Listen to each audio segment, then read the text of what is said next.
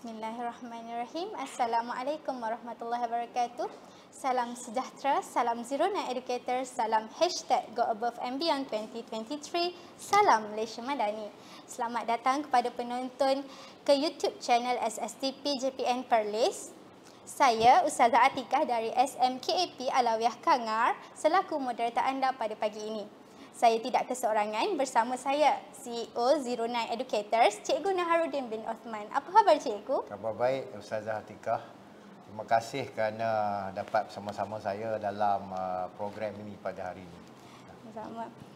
Okay, pagi ini kita akan bersembang santai dengan tajuk yang cukup menarik pada pandangan saya, Impossible is Nothing. Selalu kita dengar nothing is impossible. Kenapa impossible is nothing, Cikgu? Boleh ulas sikit tak? Okey, sebenarnya tagline Impossible is Nothing ni adalah tagline jenama sukan Adidas untuk menunjukkan apabila seseorang atlet memakai jenama Adidas ini, maka mereka boleh memberikan satu keputusan yang luar biasa. Kalau larian tak boleh sebelum ini tak pernah melebihi 10 second 100 meter, tapi bila impossible is nothing ni kita boleh mencapai masa yang mungkin lebih cepat daripada 10 second. Jadi begitu juga kenapa saya menggunakan impossible is nothing ni. Saya berharap agar warga pendidik yang memakai jenama 09 ini ataupun Zero Niners ini melihat bahawa sesuatu yang mustahil tu sebenarnya kita boleh capai.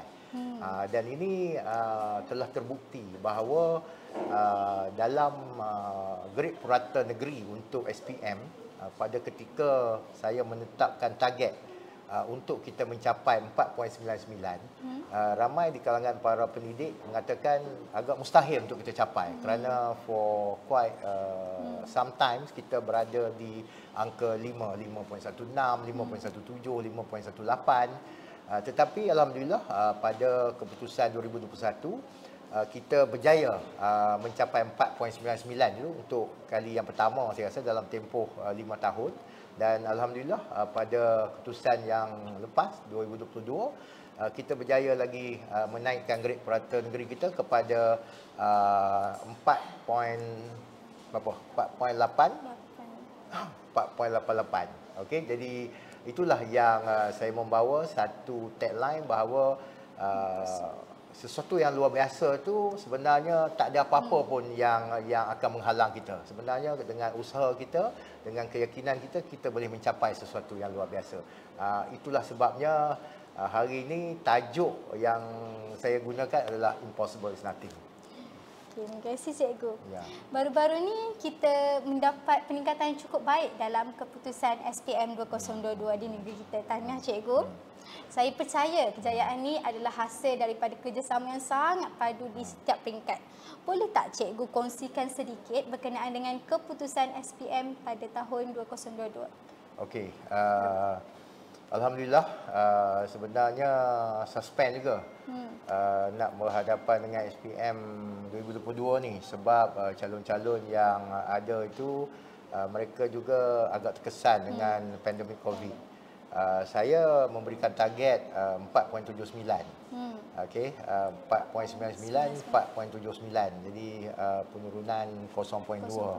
Tetapi kita dapat bukan 4.88, jadi 4.82. Miss by 0.03.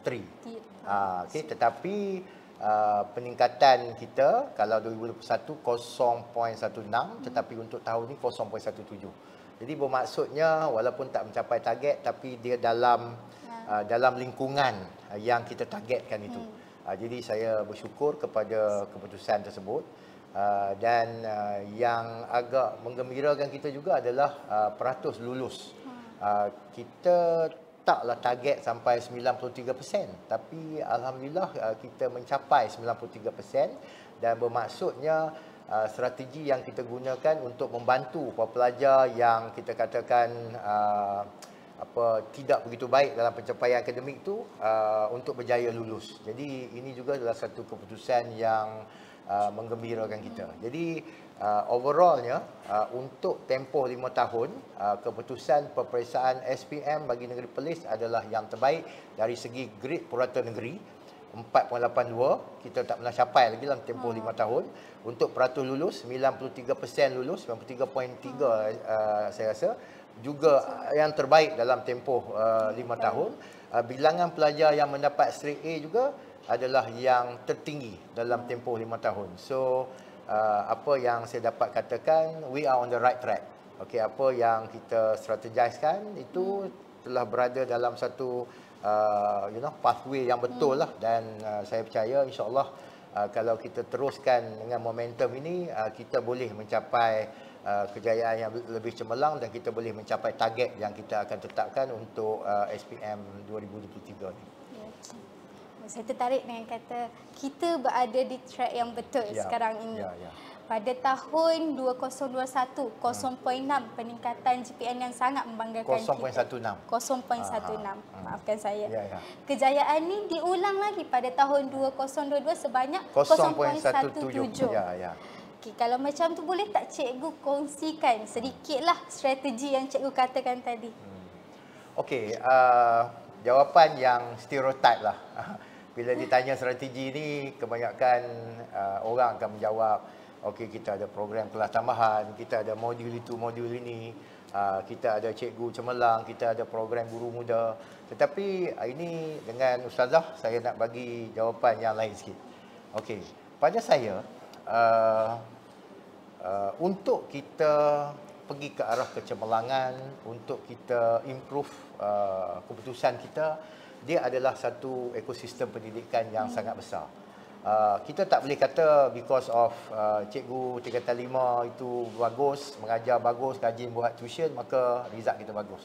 Dia sebenarnya adalah satu ekosistem yang dikongsi oleh semua orang yang terlibat dalam, kita kata, memasyarakatkan pendidikan. Baik pelajar, of course lah, yang paling penting sebab mereka akan menduduki peperiksaan, baik cikgu, baik pentadbir ataupun pegawai di JPN, baik komuniti ibu bapa PIBG, dan juga komuniti yang mungkin dah tak ada anak atau cucu dia ambil exam tapi dia berada di dalam komuniti itu, kerana mereka ini adalah yang akan memberikan satu environment yang baik, yang positif untuk anak-anak ini. Okey, saya nak bawa Ustazah kepada beberapa perkara. Pada saya, yang pertama sekali, happiness index.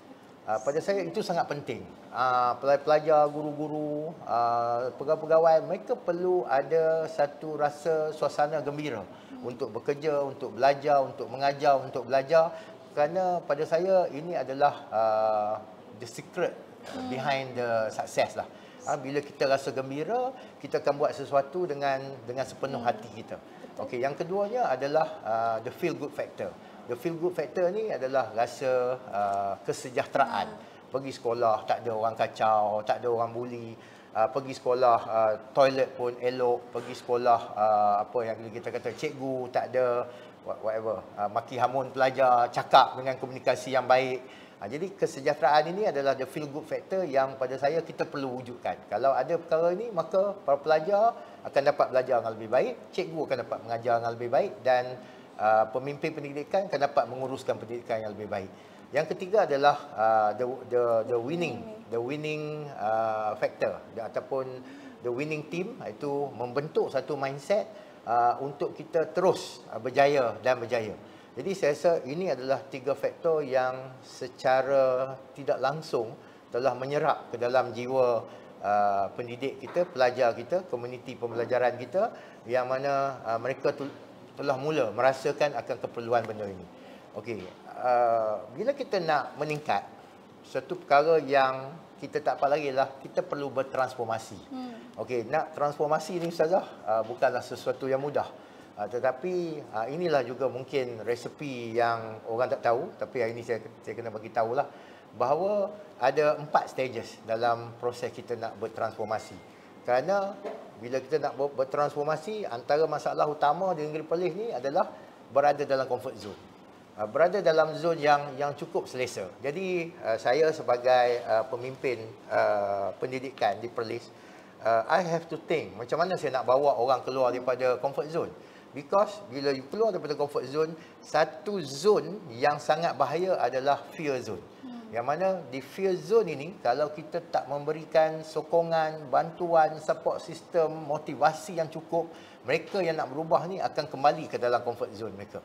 Jadi saya nampak kejayaan kita meningkat ini adalah kerana adanya support system yang begitu baik dalam fear zone ini. Dan apabila mereka bergerak ke dalam learning zone, maka di situlah kita mula beroleh kejayaan. Dan apabila lebih ramai lagi akan berada di dalam zone yang lebih tinggi, iaitu growth zone, maka saya percaya kita bukan saja akan meningkat 0.16, 0.17, tapi mungkin lebih lagi Ustazah, 0.2, 0.3. Jadi inilah sebenarnya the theory behind transformation of human beings yang kita cuba berikan di negeri Perlis. Jadi ekosistemnya semua terlibat. SSTP terlibat, sektor pengurusan sekolah terlibat, sektor integriti terlibat, sektor ICT terlibat untuk memberikan satu environment yang cukup positif kepada pendidikan kita. Jadi itulah yang menjadikan berlakunya peningkatan dalam SPM. Tapi bukan SPM saja, sebenarnya banyak juga peningkatan dalam bidang lain, co-curriculum, sukan dan sebagainya. Ya, panjang jawapan saya, Ustazah. Sangat padat apa yang diberi. Saya tertarik dengan konsep yang cikgu bawa dalam gerakan stages comfort zone. Benda ni membuktikan bahawa pentingnya support system, nak bina support system dalam ekosistem pendidikan yang cikgu cuba kongsikan sebentar tadi. Dan ini sebenarnya berkaitan juga dengan murid cerdik guru cikgu bahagia, yang guru bahagia yang cuba dibawa oleh Menteri Pendidikan. Anak yang baik lagi cerdik. ABC. Tadi cikgu juga ada sebut tentang the feel good factor dan juga the winning mentality. Istilah ni saya dengar selalu keluar daripada mulut cikgu. Boleh tak cikgu last sikit pasal? Okey, apa yang kita nak cuba buat ni adalah dia berkaitan dengan apa support system yang GPN boleh bagi kepada sekolah. Itu yang penting kerana saya sudah menukar satu konseptual pegawai-pegawai GPN ini yang pergi ke sekolah untuk membuat pemeriksaan, yang pergi ke sekolah untuk menghadiri what we call that function yang orang kena sediakan makan minum kat dia dan sebagainya. Kita dah ubah. Saya for the past 2 years I've been talking to my officers, lupakan benda tu. Kalau you nak jadi macam dulu lagi, saya tak rasa you boleh duduk di JPN. That's why kalau you tengok ramai pegawai kita adalah pegawai yang baru di JPN ini dan ramai yang juga yang bergerak ke sekolah. Ini kerana saya menggunakan satu konsep yang mana pegawai JPN perlu turun ke sekolah sebagai salesperson, orang yang nak menjual produk. So Ustazah, bila contohnya lah kalau saya penjual mesin air Kowe. So yang pertama sekali saya mesti ada produk. Betul. Produk saya tu adalah produk yang dipercayai. Kalau saya letakkan Kowe dengan satu jenama XYZ, tentu akan pilih Kowe. Jadi bermaksudnya kita di JPN ni perlu ada produk-produk yang kita nak bawa ke sekolah yang berkualiti. Jadi that's why lah SPB ada, pembelajaran ada dengan dia punya kluster zonal dia, kejadian murid ini kita ada karakter, kita ada kemahiran kalis masa depan. SSTP ini ada pelbagai program cikgu yang mengajar secara online dan sebagainya. So these are the product yang kita bawa turun pada sekolah. Tetapi dengan produk yang baik, kalau pegawai kita tidak mempunyai satu komunikasi yang baik, maka agak sukar orang di sekolah tu nak menerima. Jadi kita juga ajar mereka untuk berkomunikasi, untuk offer produk kita supaya mereka gunakan. So antara produk yang saya rasa paling lama dan digunakan dengan meluas adalah produk 09 taxonomy itu. Jadi kebanyakan cikgu-cikgu menggunakan itu sebagai bantuan kepada mereka untuk mereka membuat redesign proses tu yang merangkumi space, content, approach dan juga marketing. Jadi inilah konsep baru yang kita bawa kepada sekolah dan saya percaya menjadikan satu suasana yang cukup harmoni antara pihak pegawai JPN dengan pihak sekolah sehingga membentuk satu winning team yang melahirkan the feel good factor dan akhirnya membawa transformasi kepada banyak sumber manusia. Dan saya percaya dalam pendidikan is what happen in the classroom. Jika cikgu mengajar dengan baik, maka pelajar akan belajar dengan baik dan of course kita akan dapat result yang baik, Ustaz. Okay. Setelah memperoleh kejayaan SPM pada yang makin meningkatlah saban tahun, saya terujalah nak tahu cikgu. Apakah target SPM 2023 pula? Do you mind to share? Okey. Kita cakap tentang GPN dululah, Grade Peraturan Negeri ni, sebab dia adalah yang menyeluruh. Jadi sebenarnya daripada 30 buah sekolah, 22 sekolah kita menunjukkan peningkatan. Kan? Dan tahta championship yang pada tahun lepas dipegang oleh Syed Putra, yang mana sekolah ustazah pun juga berminat nak championship itu, tapi tiba-tiba Agama Arau yang merampas championship itu. Ini sesuatu yang bagus maksudnya 22 sekolah menunjukkan peningkatan. This is very good. Dan ada, I think yang menurun ni ada 8 lah. Yang turun sikit lah, ada 8. Tetapi daripada 8 ni, 3 sekolah pada saya tak anggap dia turun. Sebab dia hanya turun 0.01, 0.02. Jadi bermaksudnya kita telah berjaya menyelamatkan 25 sekolah daripada mengalami penurunan. Hanya 5 sekolah sahaja yang kita katakan mengalami penurunan yang agak banyaklah, 0.3, 0.4. Sekiranya perkara ini dapat kita kurangkan lagi, sebenarnya kita boleh dapat satu grade peraturan negeri yang lebih baik. Jadi saya, kalau tanya saya lah, 4.82 ni saya nak 4.62. Tak banyak apa sudah, turun 0.2 je. Kan, dan 4.62 ni kalau di ranking kebangsaan, kita sudah mula boleh menduduki tempat ke-7, ke-8 atau ke-6. Kerana sekarang ni dengan 4.82 ni, walaupun kita meningkat, kita masih duduk nombor 11 saja. Yang di bawah kita ni hanya Sabah, Sarawak, Kedah, Perak dan Kelantan. Maksudnya kita masih duduk di tangga yang ke-11. Adalah menjadi harapan saya untuk kita duduk di single digit. Jadi that's why kita nak target 4.62 supaya kita boleh duduk di at least pertengahan lah. Sebelum 2024 ataupun 2025, kita target nak duduk di top 3. Itu sebenarnya target saya lah, dan saya nampak dengan apa yang berlaku ni, insyaAllah kita boleh mencapai perkara tersebut. 4.62, target yang bagi saya possible lah, possible, untuk capai. Bukan banyak pun. Okey. Ada tak apa-apa yang cikgu boleh kongsikan kepada sekolah yang meningkat dan juga sekolah yang kurang berjaya? Okey, saya tengok trend kebanyakan di sekolah, kebanyakan sekolah di Perlis ni dia fluctuate. Fluctuate ni dia naik turun lah. Okey, macam saya ambil contoh sekolah Abi. Sekolah yang mendapat perhatian daripada Kementerian Pendidikan lah. Menteri datang, pengarah-pengarah datang, KSU belum datang lagi, KPPM datang. Tahun lepas menunjukkan peningkatan, tapi tahun ini jatuh sedikit. Beberapa sekolah juga tahun lepas agak teruk kejatuhannya, tahun ini meningkat. Jadi pada saya yang penting sekarang ni adalah untuk kita mengekalkan konsistensi. Yang meningkat ini, how you nak konsisten. Saya bukan nak minta banyak pun. Kalau you boleh meningkat let's say 0.05 untuk setiap sekolah pun, saya rasa kita dah boleh capai 4.62 tadi. Cuma jangan ada sekolah yang jatuh teruk sangatlah. Kerana yang jatuh teruk pada tahun ni adalah sehingga 0.8. 0.8 tu pada saya agak teruklah, kan. Dan that's why kita akan melihat apa yang boleh kita bantu Yang meningkat, how to sustain. Yang menurun, how to dia tingkatkan lagi. Tapi saya dah sebenarnya nampak antara puncanya adalah kualiti guru lah. Kualiti guru yang pertama sekali masih mengajar dengan cara yang lama.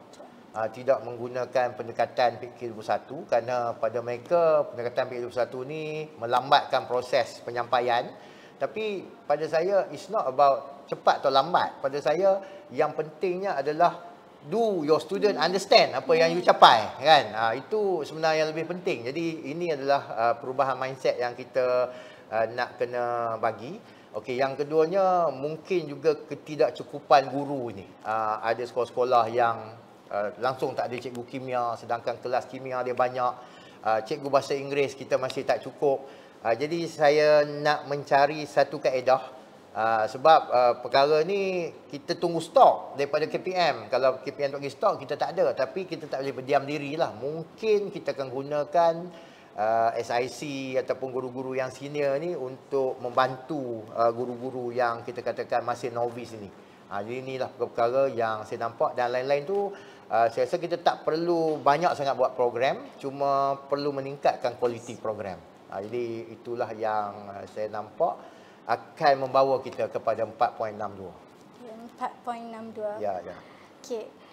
Saya tertarik dengan kata tu konsistensi. Is the key of success. Yes, adalah betul. kunci kepada kejayaan. Okey, pergi mana-mana pun saya selalu dengar yang cikgu ni ada Midas touch. Okey. Di semesti, di Perlis, ada redesign, benchmark, courage dan kreativiti yang cikgu cuba bawa. Boleh tak cikgu komen sikit? Okey, saya komen sikit lah. Di semesti, saya ni macam ni. Dalam hidup saya ni, saya sudah dapat benda yang teruk-teruk. Kecuali isteri lah, dapat yang cantik. Yang lain tu, dapat sekolah yang teruk, dapat sekolah yang result-nya teruk. Jadi, is how saya nak kena kreatif, saya nak kena ada courage untuk saya survive dalam institusi itu. Di semesti saya bermula dengan 2.67 bawa kepada 2.48, 2.21, 2.08. Saya masih ingat tu. Sebab itu adalah pada saya satu sejarah yang cukup mematangkan saya, kan.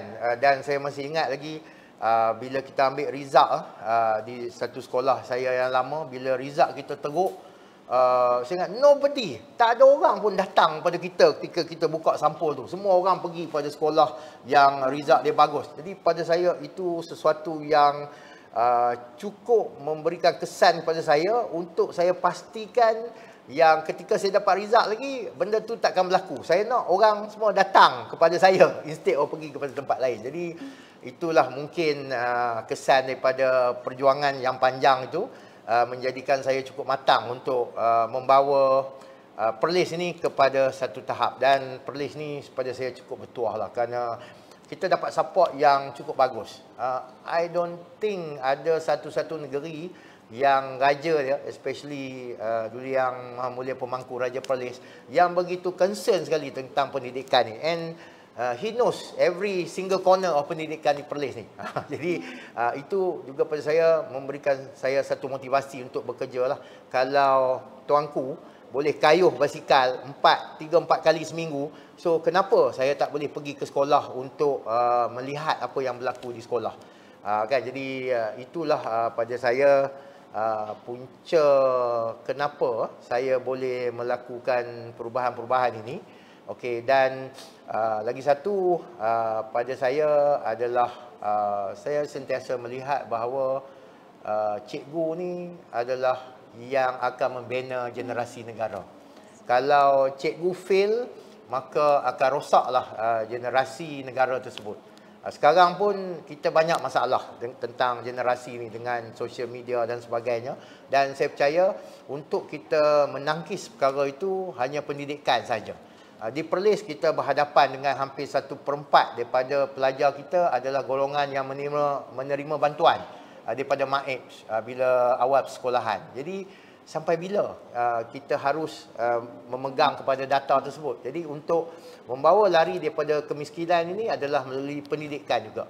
That's why saya percayalah bahawa if everybody work hard, okay, macam tagline saya juga, you didn't go hard, you go home. Because di Perlis kita perlu work hard. Work smart tu might be dalam 15%, 20%, then you can work smart. But mostly you have to work hard dulu. Might be bila kita dah duduk ranking nombor 6, nombor 5, then we can slowly work smart lah. Sebab saya believe is work smart. So tak adalah sangat midas touch ke apa ke, dan pada saya pendidikan ini kita tak boleh duduk dalam kepompong pendidikan. Macam ustazah kena ada kawan yang lawyer, ustazah kena ada kawan yang entrepreneur, ustazah kena ada kawan yang yang engineer, sebab ini adalah orang-orang yang akan membuka horizon mindset kita. Jadi kita tak mau berfikir cara pendidikan saja. Sometimes kita berfikir macam mana nak membawa kejayaan itu dengan cara orang korporat. Saya ingat lagi ketika saya di Semesti, saya mendapat satu khidmat bantuan daripada kawan. Kalau dalam orang bisnes ni Ustazah, kalau bisnes dia teruk, dia ada satu macam mentor lah, dipanggil black belt. Dia bukan taekwondo lah, black belt yang akan bantu perniagaan dia. So I get his service but for free lah. Orang black belt ni sebenarnya mahal nak bayar. So saya minta tolong dia macam mana nak buat di Semesti ni untuk meningkat, dan alhamdulillah dengan apa yang dia bagi, kita adopt dan adapt dengan pendidikan ni, maka dia menjadi satu formula yang boleh, dan itu jugalah yang saya bawa ke Perlis. Panjang pula jawapan. Okey.